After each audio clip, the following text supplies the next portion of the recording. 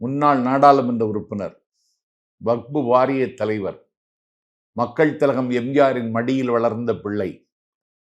கேட்டீங்களா? இன்னைக்கு அவர் தமிழ் ஹிண்டு பாருங்க பேட்டி கொடுத்துட்டாரு. தமிழ்நாட்டில் பிஜேபி கால் ஊன்ற முடியாது என்று.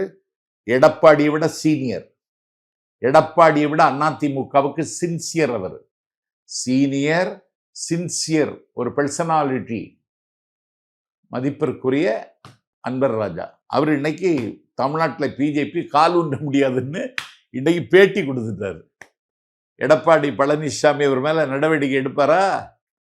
முதல்ல நீ ஒன்றிணைக்க முடியுமான்னு பாரு. ஓரணியில நாங்க திரண்டுருவோம். உன் கட்சியை ஓரணியில கொண்டு வர உனக்கு யோகியதை இருக்கான்னு சொல்லு.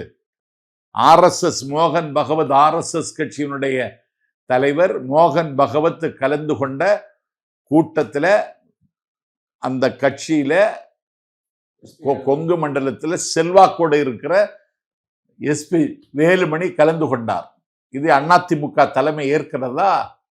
அதிமுக தொண்டன் இதை ஒப்புக்கொள்வானா? அப்போ உனக்கு ஆப்பு தயாராயிடுச்சு. எடப்பாடி பழனிசாமி எத்தனை நாள் அதிமுக பொதுச் செயலர்னு தெரியாது.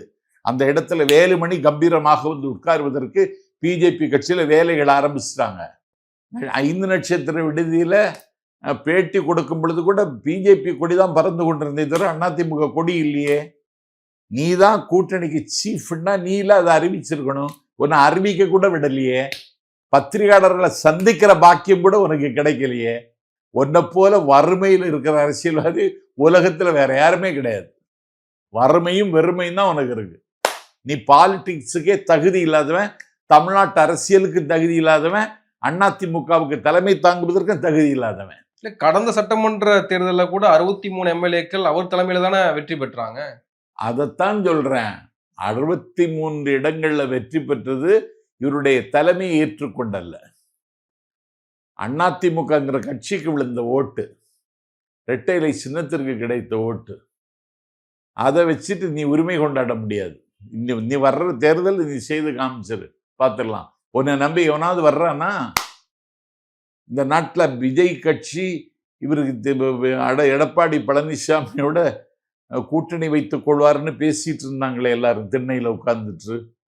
இன்னைக்கு அவருடைய பொதுக்குழுவில் அவர் பேசிய பேச்சு, செயற்குழுவில் அவர் பேசிய பேச்சில் ஒன்னொரு பொருட்டாகவே கருதலையே. நீ ஒரு சக்தியே கிடையாது. நீ தமிழ்நாட்டில் எந்த அதிர்வையும் உருவாக்க தகுதி இல்லாதவன்னு தம்பி விஜயை ஒத்துக்கிட்டு தானே உன்னை கண்டுக்கிடல. என் தலைமையில தான் கூட்டணின்னு அறிவிச்சுட்டாரு.